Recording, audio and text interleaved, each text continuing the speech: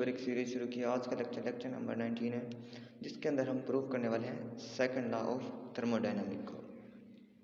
Second law of thermodynamic हमारे पास दो स्टेटमेंट के ऊपर कंसिस्ट करता है।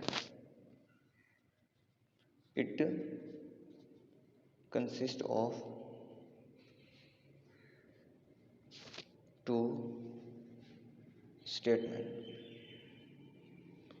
इसमें दो स्टेटमेंट होती हैं, एक क्लॉजेस स्टेटमेंट और एक kelvin statement.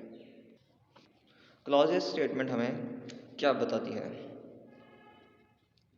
It is impossible for any system to operate in such a way that the sole result would be an energy transfer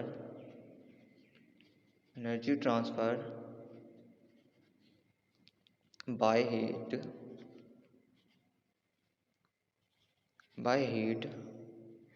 from a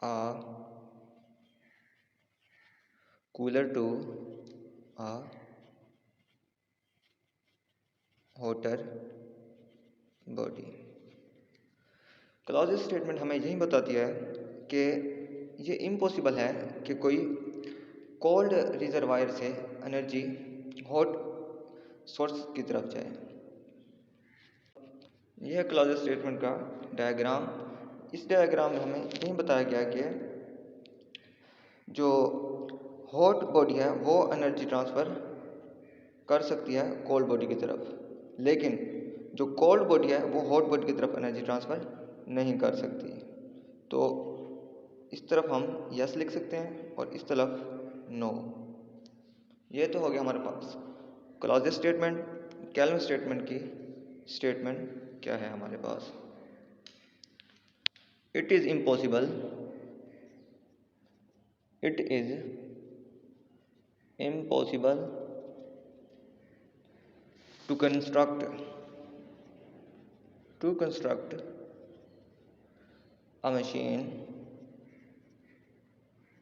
to construct a machine which operate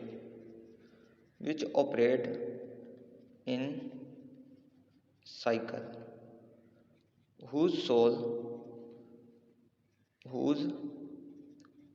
sole effect is to convert heat into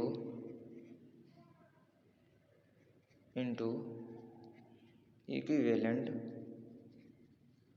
amount of work.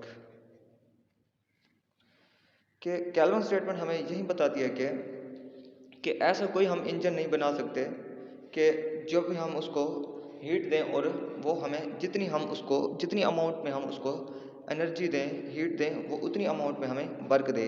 बल्कि ऐसा नहीं होता। जब भी हम किसी engine को heat देते हैं तो वो कुछ ना कुछ एनर्जी क्या करते हैं, हमारे पास लॉस करता है और रिजर्वायर को देता है।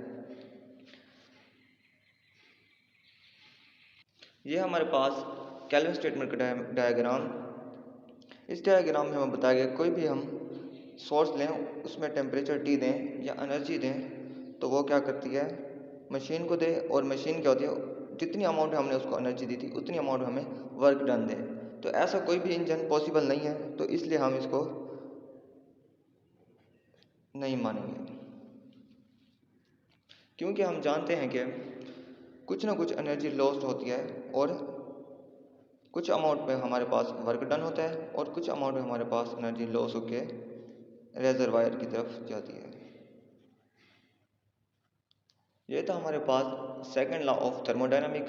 मिलते हैं नेक्स्ट वीडियो में, जिसमें हम हीट इंजन और रेफ्रिजरेटर को प्रूव करेंगे। तब तक के लिए अल्लाह हाफिज़, मिलते हैं नेक्स्ट वीडियो में।